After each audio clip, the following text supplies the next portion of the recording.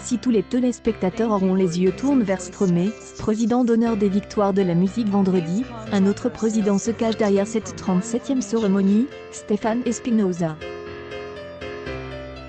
Directeur général du label Polydor, Universal, il a succédé cette année à Romain Vivien à la tête de la présidence des Victoires, pour un mandat de 2 ans. Comme son prédécesseur, il poursuit la volonté d'atteindre la parité au sein du collège des votants et défend lui aussi la présence de non-professionnels parmi eux.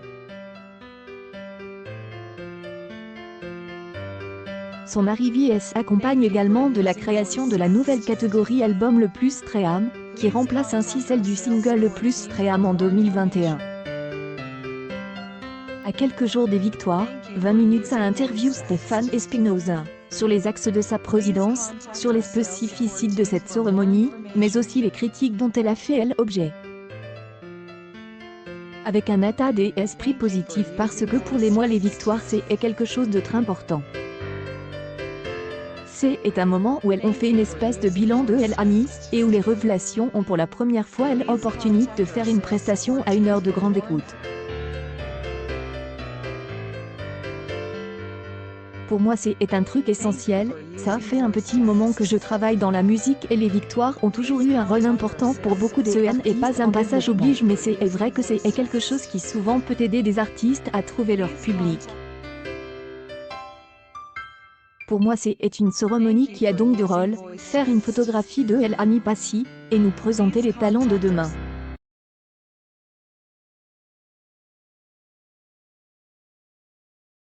On espère tous que ce sera le début de la libération.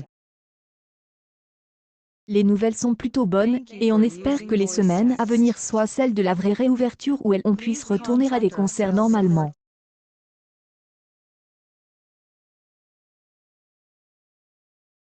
Ce sera peut-être le moment qui redonnera le top.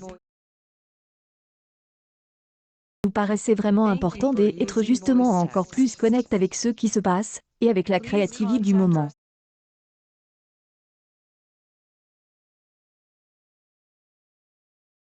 C'est pour ça qu'on a décidé de créer les Victoires des albums les plus stream pour un artiste masculin, et pour une artiste féminine. Cela nous permet d'aller vers plus de modernité, et peut-être plus d'ouverture artistique. Aya. Il y a aussi Orelsan qui est un artiste urbain, Angèle qui est plus pop que chanson, enfin pour moi c'est assez ouvert cette année.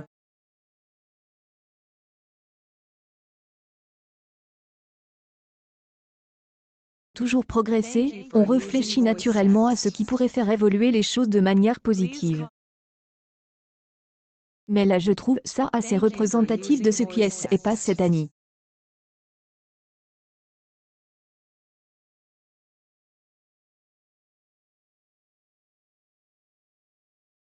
Il y a toujours des gens plus ou moins contents, mais avec cette victoire des albums les plus stream, la musique urbaine est pas mal représentée. C'est aider d'être connecté à la créativité et d'être un peu plus moderne.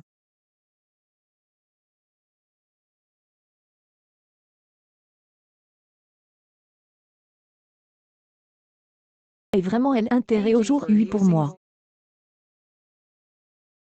L'année dernière il y avait déjà le single et je trouve intéressant aussi de pondérer le jugement avec quelques données objectives.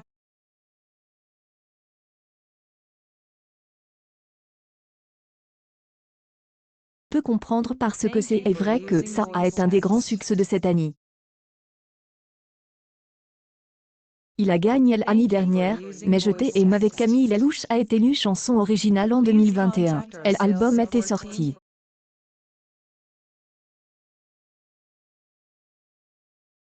Il aurait pu être nommé en artiste de l'année mais plus en album de l'année. Cela montre aussi que les victoires sont importantes pour les artistes et c'est pour ça que ça doit être leur cérémonie.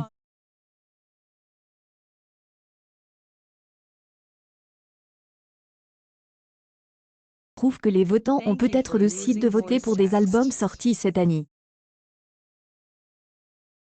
Et ça peut être le problème quand on a des succès comme ça qui est étalant sur 2 ans, les professionnels ont pu considérer que c'était un disque de l'année avant. Entend sa frustration et je la comprends, mais je pense que c'est un artiste important et qu'il en gagnera des autres. Ce N n'est pas quelque chose qu'on prend en considération.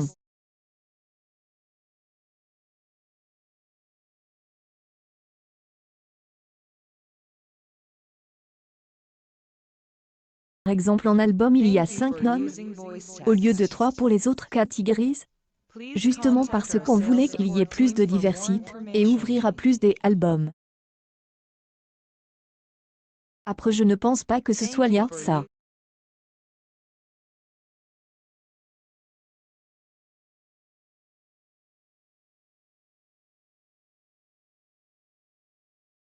Qu'on peut un peu reprocher, c'est le fait qu'il y ait pas mal de doublons, et ça, c'est vraiment dû au choix des votants.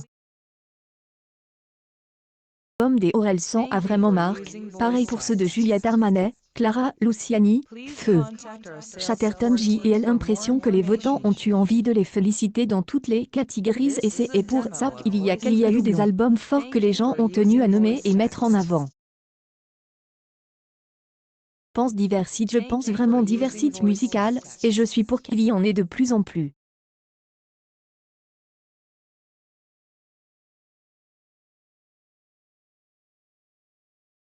Arrive cette année et pour moi il y a deux choses super importantes, la parité des votants, aujourd'hui on est à 54 hommes et 46 femmes, et on va tout faire pour y arriver.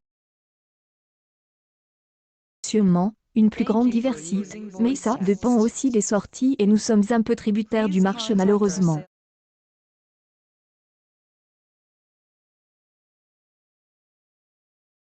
Réfléchis justement à ce qui pourrait améliorer ça avec les catégories et les votants. On met de grands axes et on réfléchit à ce qu'on peut faire.